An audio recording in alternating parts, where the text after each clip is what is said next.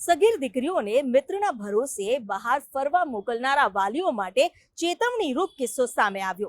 Social media પર થયેલી મિત્રતા પર વિશ્વાસ મૂકવો પીડિતા માટે આજીવન દુઃખનું કારણ બની ગયો। શું છે આખો મામલો, જોઈએ ખાસ અહેવાલ।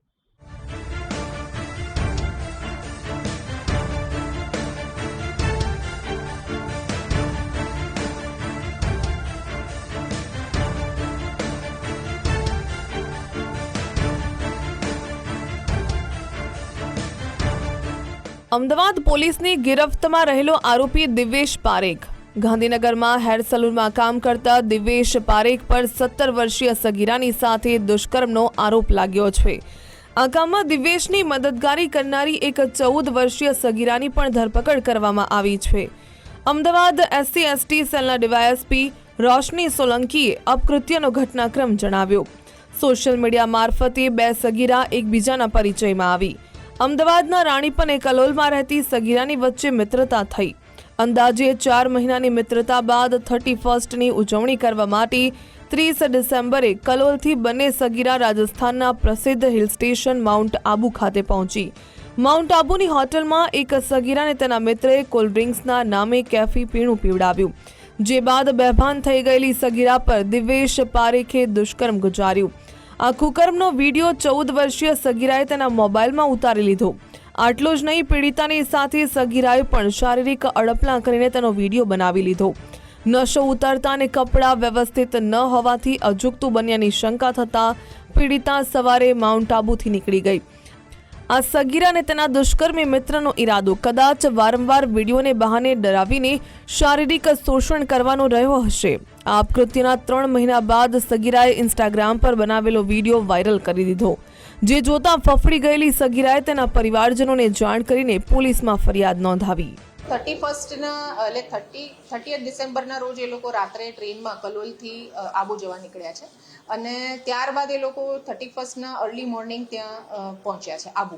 ત્યાં એ લોકો હોટલમાં રોકાયા અને હોટલમાં એમને જે ભોગ બનનાર છે એને કોઈ નશાકારક પદાર્થનું સેવન કરાવ્યું હોય એ રીતે એ અનકોન્શિયસ હાલતમાં હોય ને એ અનકોન્શિયસ હાલતમાં જ સગીરા સાથે દુષ્કર્મ આચરેલો હોય એવું હાલના તબક્કે જણાઈ આવે છે। પછી સગીરાને ખબર કઈ રીતે પડી કે આવું રીતે થયું છે? સગીરા જ્યારે અનકોન્શિયસ હતા અને જ્યારે ઉઠ્યા ત્યારે એમને એવું લાગ્યું કે મારી જોડે કંઈ અજુગતું થયેલું છે અને ત્યારબાદ તો પછી એ ઘરે આવે ગયા અને લગભગ 3-1 મહિના પછી ઇન્સ્ટાગ્રામ ઉપર એમનો જે તે સમય એમની સાથે જે દુષ્કર્મ થયેલો હોય એનો એક વિડીયો ઇન્સ્ટાગ્રામ ઉપર વાયરલ થયેલો અને જ્યારે સગીરાને ખ્યાલ આવ્યો કે મારી સાથે જે તે સમયે આવું કોઈ બનાવ બન્યો છે, તાત્કાલિક તેઓ પોલીસ સ્ટેશન આવી અને એમણે ફરિયાદ નોંધાવી અને એની ફરિયાદ દાખલ કરવામાં આવી છે। મિત્રતાના ઓથા હેઠળ આચરાયેલા કુકર્મની જાણ થતાં જ રાણીપ પોલીસે 14 વર્ષની સગીરાને દુષ્કર્મી દિવેશ પારેખની ધરપકડ કરી લીધી છે, જ્યારે ભોગ બનનારી 17 વર્ષીય સગીરા અનુસૂચિત જનજાતિની હોવાને કારણે SC/ST સેલને તપાસ સોંપવામાં આવી છે। આ ઝડપાયેલી સગીરાએ જ વિડીયો ઉતારીને દુષ્કર્મીને મોકલ્યો હોવાનું સામે આવ્યું છે। ઇન્સ્ટાગ્રામ સિવાય યુવતી અન્ય કોઈ સોશિયલ મીડિયા સાઇટ પર કે વધારે વ્યક્તિઓને આપત્તિજનક અવસ્થાનો વિડીયો મોકલ્યો હોવાની શક્યતા છે।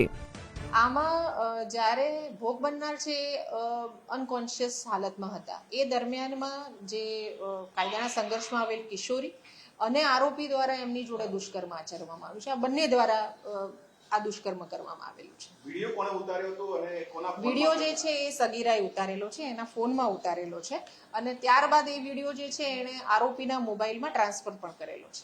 આ જે બંને આરોપીઓ છે એમાં પકડાયેલો જે આરોપી છે એનું બેકગ્રાઉન્ડ શું છે, એની ઉંમર કેટલી છે અને કામ બધું શું કરે? જે પકડાયેલા આરોપી છે એ હેરકટનું બિઝનેસ કરે છે। એ ગાંધીનગરમાં એની દુકાન આવેલી છે। 22 વર્ષની એમની ઉંમર છે। રાણીપ પોલીસની તપાસમાં પીડિતા, તેની સગીરા મિત્ર, આરોપી દિવેશની સાથે અન્ય 2 મિત્રો પણ કલોલ રેલવે સ્ટેશન ખાતે આવ્યાની જાણકારી મળી હતી। રાજસ્થાનના માઉન્ટ આબુ ખાતે સાથે ગયેલા આરોપીઓ પૈકી પીડિતા પર દિવેશ સિવાયના મિત્રોએ દુષ્કર્મ ગુજાર્યું છે કે કેમ તે અંગે તપાસ કરાશે। આ કેસ ગેંગરેપનો હોવાની શક્યતા પણ નકારી શકાય નહીં।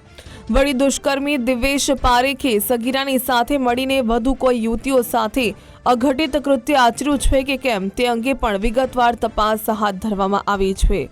અર્પિત દરજી, ગુજરાત ફર્સ્ટ, અમદાવાદ।